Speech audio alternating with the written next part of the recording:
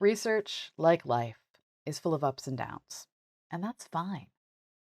Rocket science, like life, is also full of ups and downs, and that is sometimes less fine.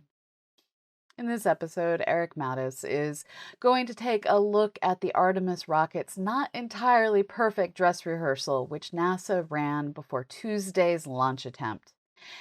And he's going to look at a problem that is one heck of a downer with JWST's instruments. Following that, we're going to go to our happy place and cheer on launching astronauts, look at stunning imagery, and Beth Johnson brings us an interview with Mike Simmons, the man looking to make sure no kid loses out on the chance to look through a telescope. All this and more right here on The Daily Space. I'm your host, Dr. Pamela Gay, and we're here to put science in your brain.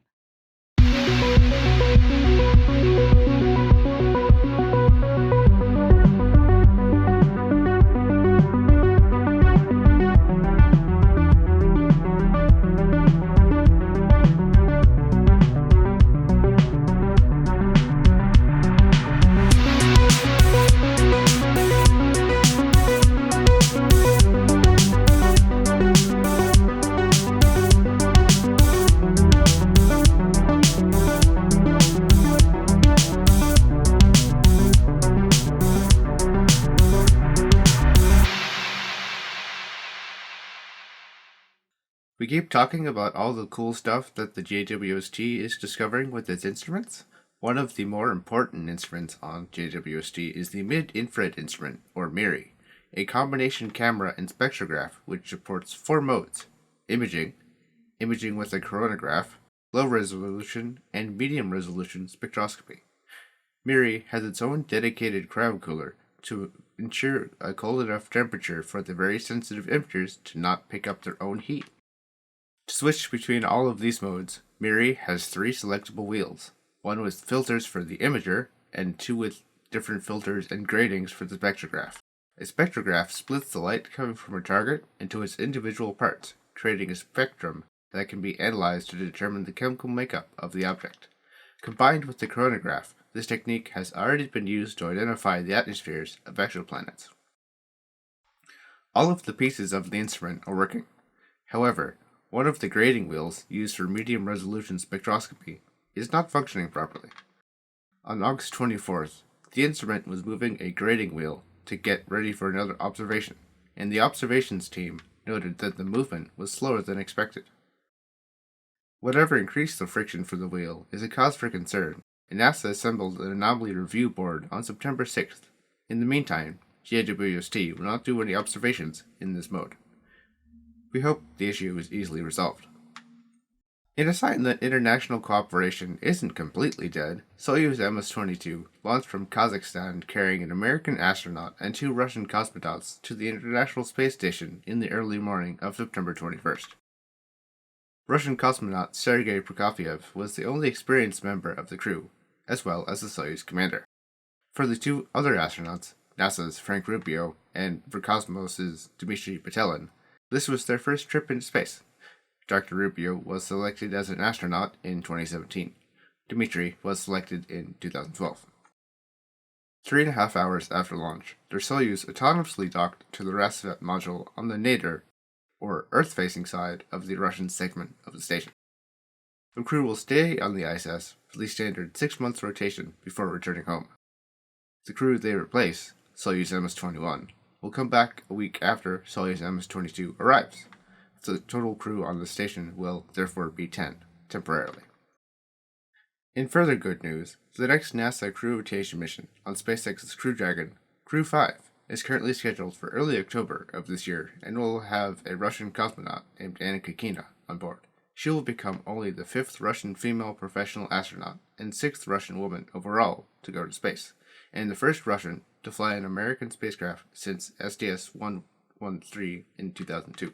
September 21st was a very busy day for NASA's PR team as NASA conducted another tanking test of the SLS rocket.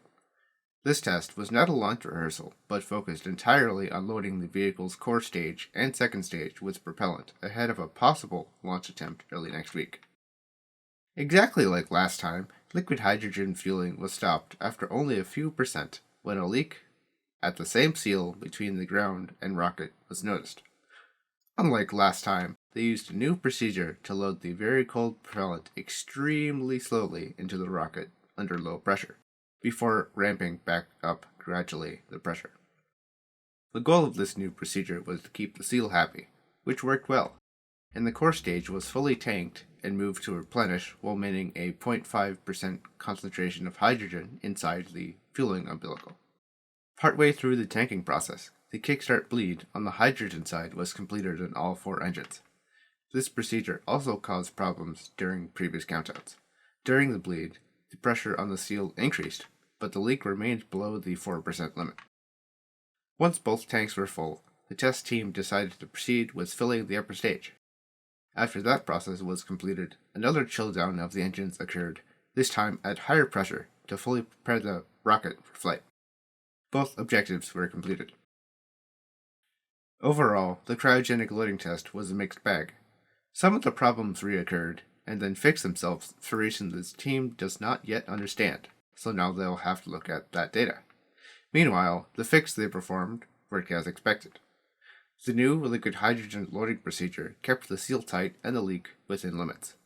The team even pressurized the stage and got the engines ready for flight using the systems at Launchpad 39B for the first time.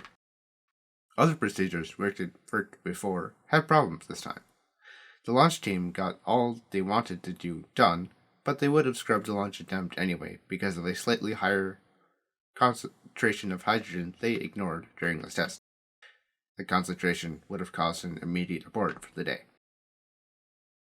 So far, September 27th is still on the table for the next launch attempt, but they still have not received their Flight Termination System battery waiver from the range. Another major concern is the time needed to safe the vehicle and get it back into the vertical assembly building when, a hurricane comes close to Florida. The team needs about 4 days for all of that work.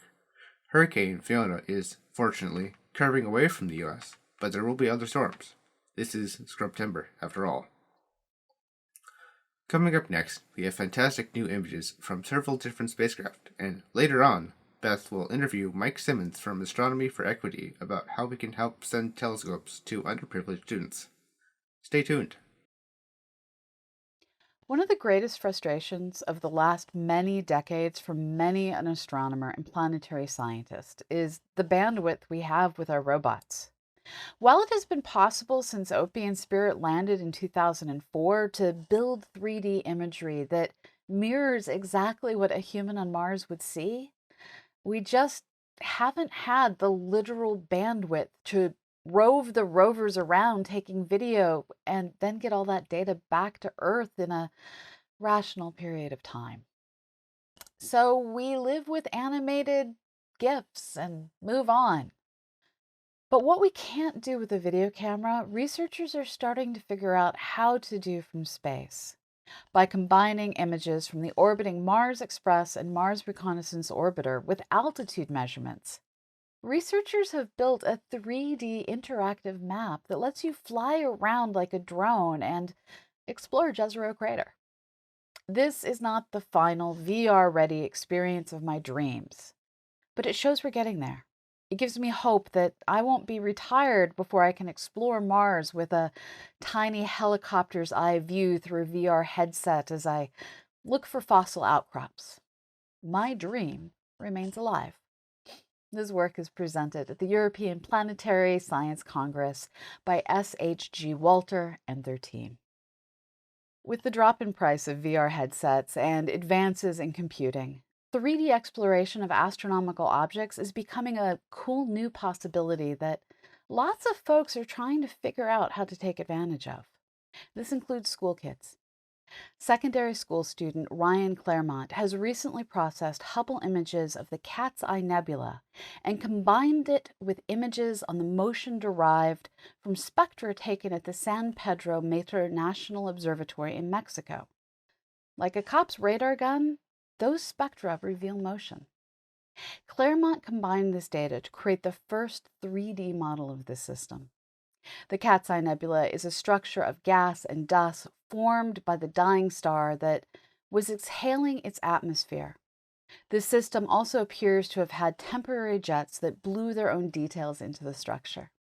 We have linked the high-res models on our website, and rather than describe them here, just go take a look on dailyspace.org. They're stunning. Earlier this week, Nature Geoscience published a new paper detailing how Mars quakes detected by NASA's InSight lander on Mars were the result of meteor impacts on the red planet. The first of these confirmed impacts occurred on September 5th, 2021, shattering into at least 3 large pieces that each made a crater. To confirm the strike, NASA's Mars Reconnaissance Orbiter flew over the possible impact site and took pictures with the black and white context camera. 3 new dark spots were photographed. So, the next pass, they used HiRISE to capture high-resolution color images. Of course, now that scientists have one example of what a confirmed impact looks like, they've begun combing through all the data. So far, they have found 3 other impacts that occurred between May 2020 and August 2021, and they think there are even more to be found. And while Mars' atmosphere may be much thinner than Earth's, that atmosphere still exists, which means sound waves travel. NASA has included a sound file of the September 2021 event, which we'll link to in our show notes. We've already mentioned once this week that JWST has been tracking objects within the solar system as well as without. To date, we've seen stunning infrared images of Jupiter and Mars, but the latest image may be the best. JWST captured the ice giant Neptune in all its glory. Not only do you see the pearlescent glow of the icy world in the infrared, but the ring system is also clearly visible. The image also includes some faint dust bands and 7 moons, including Triton.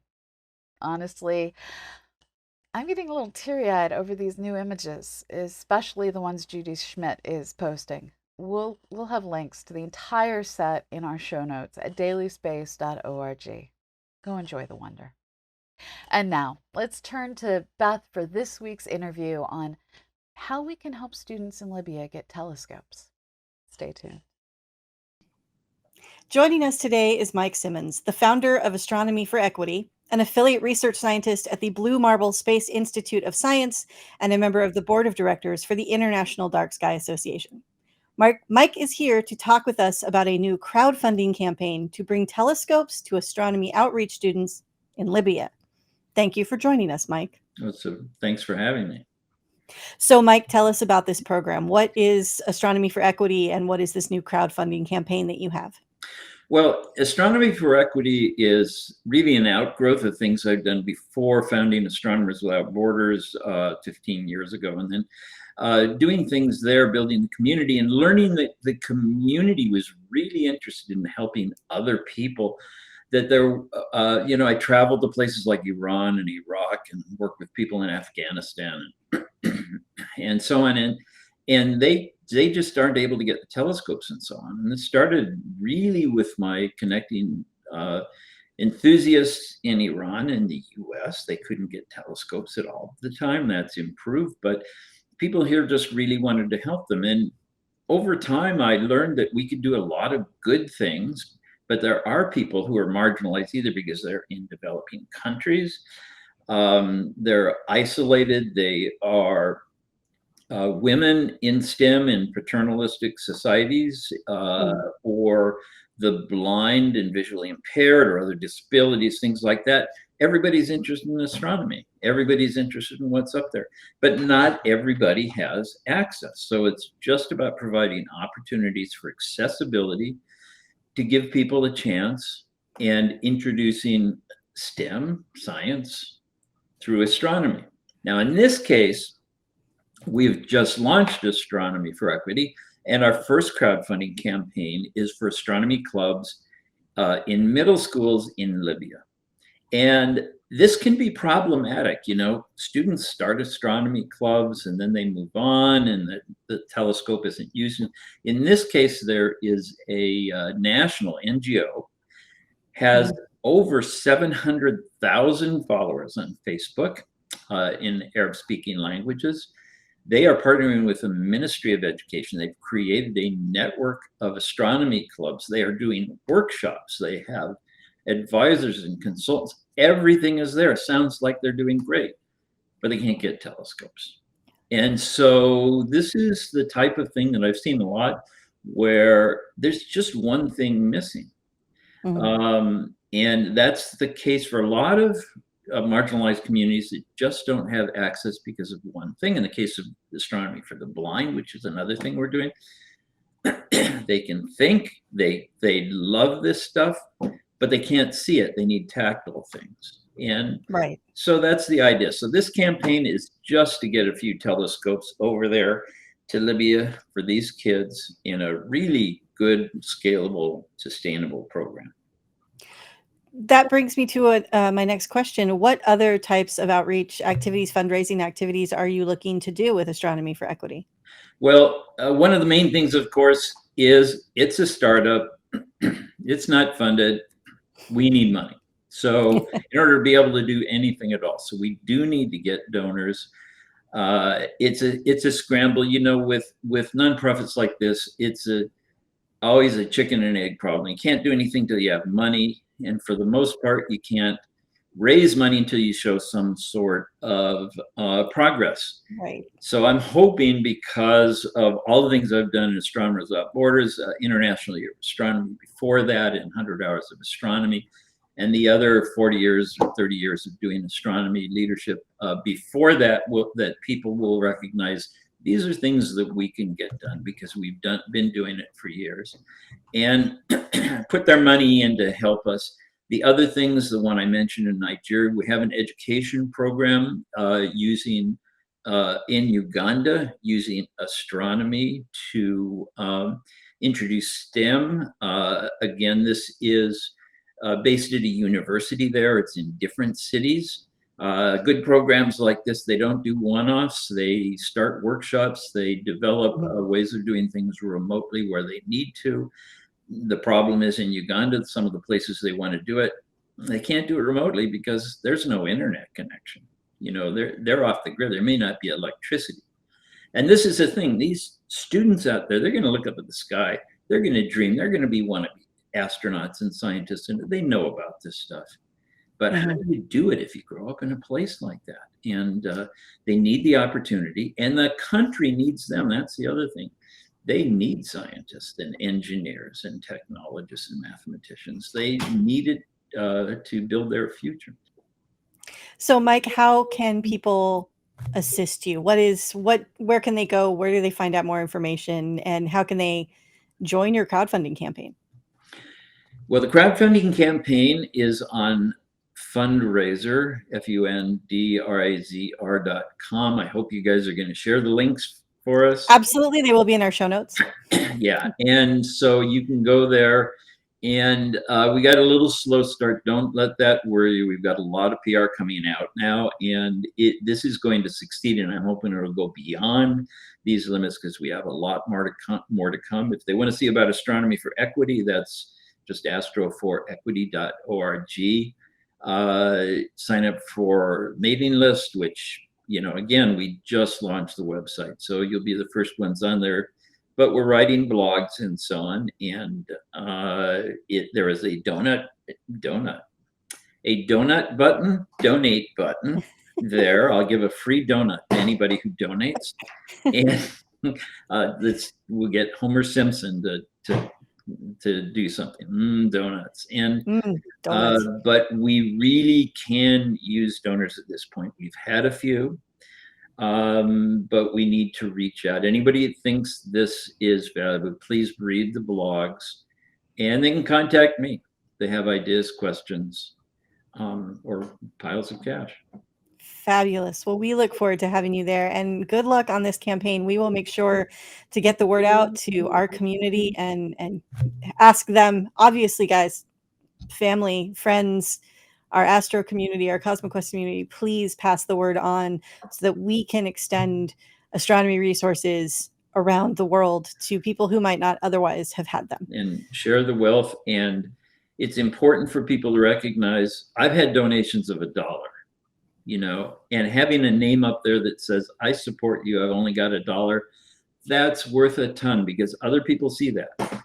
Every donation, no matter how small, and share it. And if you can't donate, pass it on to somebody else.